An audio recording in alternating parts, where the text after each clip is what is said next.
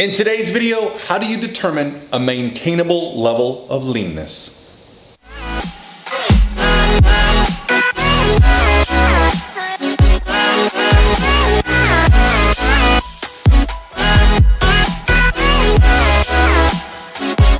All by myself. Hey guys, what's going on? This is Paul Rebello from ProPhysique.com. In today's video, we're going to discuss how do you determine whether you are reaching a maintainable level of leanness. Have you gone too far? Have you not gone far enough? How we can determine that. And I want to thank Instagram direct message once again, Erin Lee Fit. I'm going to actually include the question here. She sent it to me in video format, which was the first time I had to figure out how to save the videos, but I'm going to show you guys here Erin Lee's question. So here you go, Erin. I hope you're having a good family day. I have a question for your YouTube. I'm not a competitor, but I guess it could apply to competitors as well. I am wondering what you think the best ways to determine what a maintainable level of lean for an individual. So obviously, if you have amenorrhea or erectile dysfunction or things like that, then you've gone too far. But how do you know before you get that far? I hope that you understand what I'm asking. Yeah, thanks. Have a good day. Okay guys, now, so you understand what she's asking me. How do you get to a point where you're lean, but still able to function on a normal level? And the reason I think this is a good topic to discuss is, well, we're all in that phase of dieting for summer. Not all, but some. And as non-competitors, who's to say when we stop? As someone who doesn't have a specific target for stage, or let's say a modeling shoot or an event, who's to say when we have reached the place where we should stop dieting? And so I think what I'll go over today are some of the cues, the things that I notice personally. I'm going to talk about myself personally in this video, so if you don't like that, I'm sorry, but I'm going to use myself as an example because I usually use that as a way to relate to my clients, and if it relates to my clients, it might relate to you guys, because I do work with lifestyle clients, actually a lot of them, who aren't really looking to get on stage. They just like the results that I get. So yeah, we focus on their goals without putting on underwear and getting on stage, right? So some of those goals might be to look great, like a competitor, or get really lean. And how do we know when it's time to stop doing that? Well, what I look for with myself is I start to get a little bit short-tempered. So that's one of the first indicators for me. I am about the calmest, most laid-back person you will ever meet. It takes a lot to trigger me, normally. However, when I get really lean, I can get triggered a little bit more easily. And I find that that shortness of temper is related to my body fat level. I have to bite my tongue more. I realize I'm being an asshat more. And so I just have to focus on thinking things through a little bit more. So that's my first indicator. Second indicator, I start looking at food and getting really excited about things that I usually could give a crap about.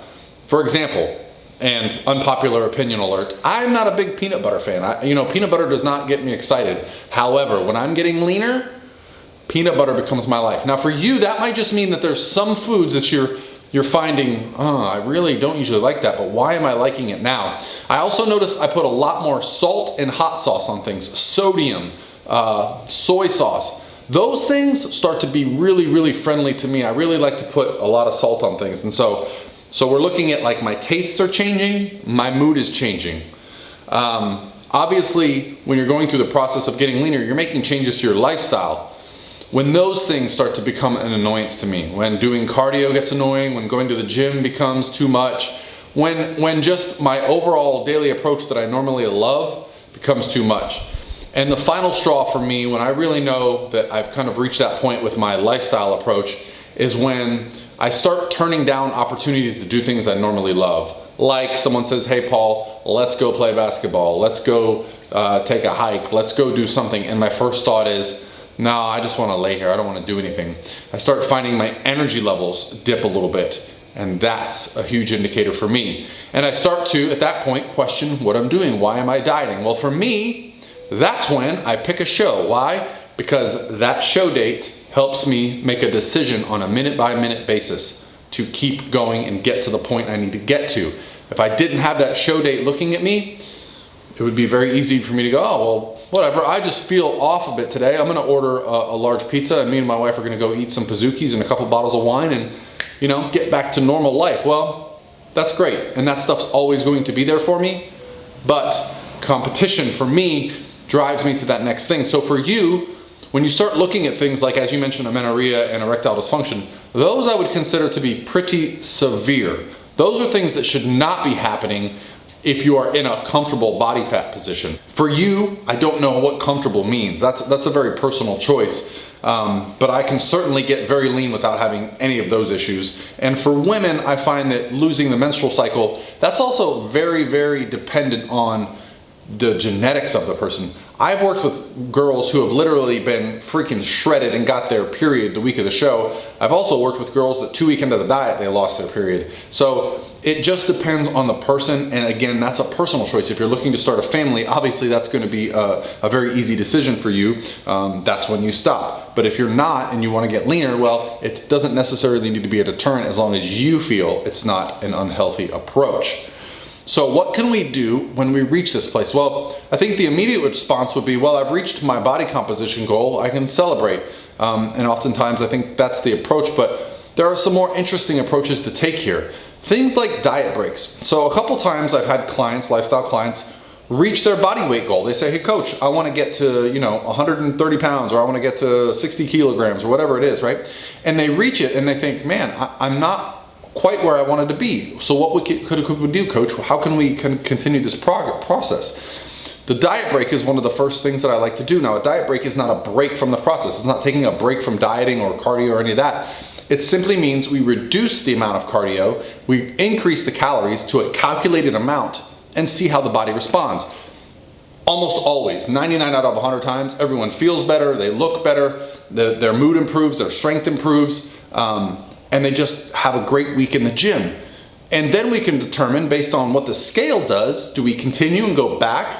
Sometimes people will actually lose weight on a diet break. Well, guess what? Let's do the diet break again this week and see how it goes. Sometimes people will maintain on a diet break. Okay, now you have a choice. Continue the diet break again, enjoy it and maintain here, or we go back to what we were previously doing and see if we can get some more weight loss if that's your goal. So I think the most important thing here, the big picture item, is going to be, what is your goal? How far do you want to take this? If you just want to look great for the beach and you want to learn how to maintain it, well, a diet break is going to help you because, hey, if you can reach your goal, do a diet break, feel great, maintain your leanness, well, maybe that's your plan for the rest of the summer. You just hit those diet break macros and cardio for the next few weeks and bam, you're maintaining a shredded physique that you worked really hard for. That would be my suggestion.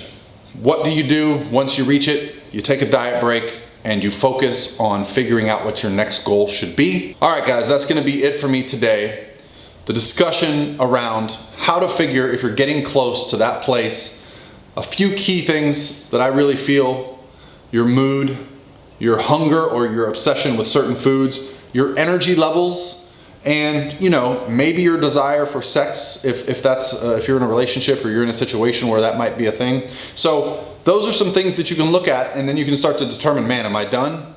As always, guys, I hope you're having a great Monday, and I'll talk to you tomorrow.